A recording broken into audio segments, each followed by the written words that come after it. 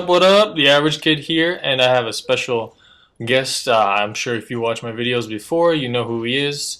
Talking about Uncle Kenny D, and he's here to do somewhat of an interview, and it's an interview to help himself as far as playing Halo. He doesn't have nearly the amount of Halo hours as I do, so I'm going to try to help him out by him asking me some questions, and we're going to start that up right now. So here you go, Kenny. It's all you. Alright, I know I'm not the only one out there who's probably thought, well, he does some amazing stuff in these video clips. The guy's a really good player. It's obvious that he's got some skills. So, getting started, I want to party up with some good players, but I don't want to be a big hindrance to them or be a big pain in their butt. What's the best tactic for me to take as a newer player playing with some more experienced players in a team? I would say, first of all, know what you're good at doing. Play within your means as far as if you know you're a sneaky player. Play that kind of style, but also pay attention to what your teammates are doing. Make sure that you can get the maximum amount of help from your teammates while playing with them. And as always, play smart. Don't do something.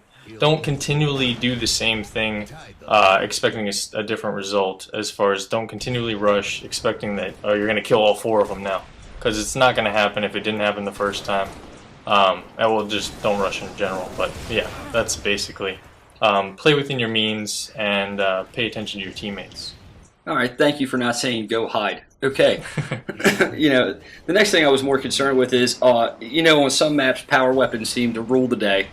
I know I'm a newer player. I'm pretty good with the sniper on occasion, but for the most part, I'm not the best guy on the team. Is it better for me to stick with the DMR, let some of the more experienced players handle the power weapons, and kind of just team shot and try to be an asset that way? As far as the power weapons go, I'd say, like for example, if I'm playing with a teammate that I know is much better at sniping than me, obviously I'm going to let him pick up the sniper. I'm not going to be selfish. I want him to have the power weapon. I want to win. I'm playing to win, so I'm going to play with that mentality. And however, if maybe you have a player that you play with often and he's heating up with the sniper, if there's somebody that I'm playing with that's heating up with the sniper, of course I am going to let them have the sniper. Just continue to do what you do and poop on those kids over and over and over again. So as far as that goes, I'd say if you're not good with a power weapon, play with your friends in custom games and play like a custom sniper game. Then that'll help you improve your skill, and it also won't hurt any other players by playing like a team snipers game where you're gonna maybe upset somebody on your team because you didn't do amazing. There's a learning curve, so you gotta realize that there's players out there that are still a little bit behind. Okay, another one of the problems I run into is when I'm playing a team game, I actually want to be a good teammate. I want to be a guy that everybody likes playing with and make the game more fun. But I'm not really good at the call-outs. I'm not really good at staying with my teammates, and sometimes I find myself in a position where I end up walking into a trap where I'm constantly getting team shot. What's your best advice for me staying, how do you best stay with your teammates? What's your best tactic for staying out of trouble and being an asset? As far as learning callouts, that'll come with the game. That just takes some time. And I would say if you're playing with some experienced players during the game, just simply ask, hey, when you say such and such a callout, where exactly is that on the map? I mean, I think for the most part the Halo community is pretty decent, pretty nice. They're gonna want to help you. As far as sticking with your team, that's just paying attention to your team's movement. And if you see, I mean, obviously you have your little mini radar, and you can see your teammates all around you. Pay attention to where they are on the map, and traditionally the opposing team is going to spawn on the opposite side. Just in a general reference, you're going to look for an opposite, wherever your team is, look opposite as far as the spawn, and that should also help you. I don't know if that answers your question completely, if you have a follow-up for that. Well, yeah, and no, it does. It pretty much answers the question I was going for. I think where I get into a lot of trouble, and I'm sure I'm not the only one out there that gets into trouble, I'll get too focused on the guy that I'm shooting at. Yeah, that's the biggest thing. It's okay to let it go. It's okay to let, if you get a player who's one shot, you don't have a teammate around them, don't chase. I know earlier in this video I chased. It was just stupid. It was a dumb little mistake. I just really wanted to get the kill, and it was really unnecessary. But yeah, I'd say don't chase. If you don't get the kill, not a big deal. Stick with your teammates. Don't go off and end up getting bait and switched by a kid where he runs around a corner, he's one shot, and then all of a sudden his teammate's there and you're dead in the water. So yeah, I would say don't chase. Play with your team. Call out that person, so maybe you have a teammate that's close by, can easily pick up the kill. That's where call-outs come in big time. Okay, I notice a lot of times that you use sprint. That's pretty much the only loadout you stick with. I mean, I know that's kind of you're a skilled guy and you don't like flying around the map or putting yourself in an exposed position, and nobody likes armor lock. Well, I take that back. Some people like armor lock, but I think armor lock is actually just a little bit, even for a guy with the limited experience I've got, I feel kind of guilty using armor lock. What's the best loadout and why?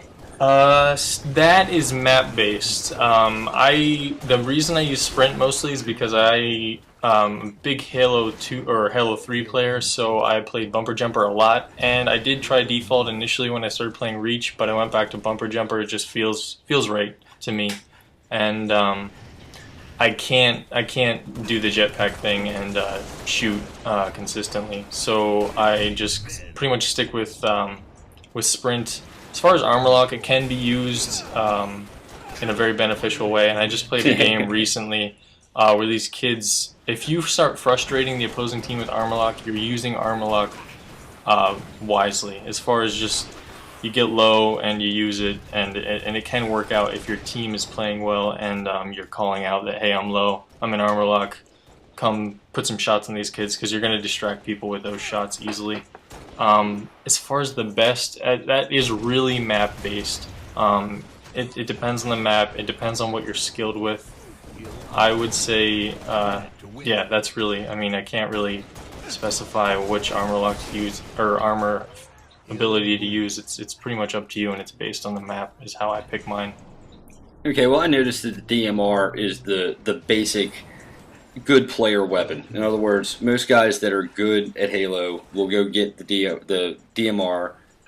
It's, you know, it's got long range, and apparently it's a fast weapon to kill with. Aside from that, what is the weapon that a guy starting out should probably gain some proficiency with first? I'd say use your get rid of your assault rifle. Do not rely on that completely. Of course, there are certain conditions where assault rifle is good. If you're gonna try to rush in a close quarter and you're not, or something along those lines, there's a situation for every weapon.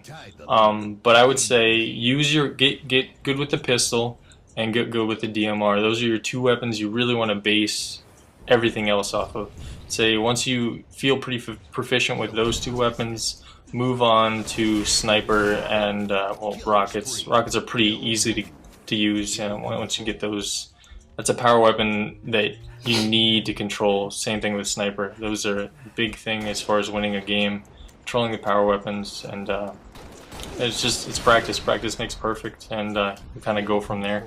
All right, man. I plan on practicing quite a bit. I'm sure I'll keep screwing up, but you know what, man? Thank you for all your advice. Thank you for your help, and hopefully we can party up a few times, and you can give me some pointers while we're playing. Speaking of partying up, if anybody wants to do that, I will be more than happy to party up with people and give tips in game. Anyway, guys, subscribe if you love it, and I'll catch you later.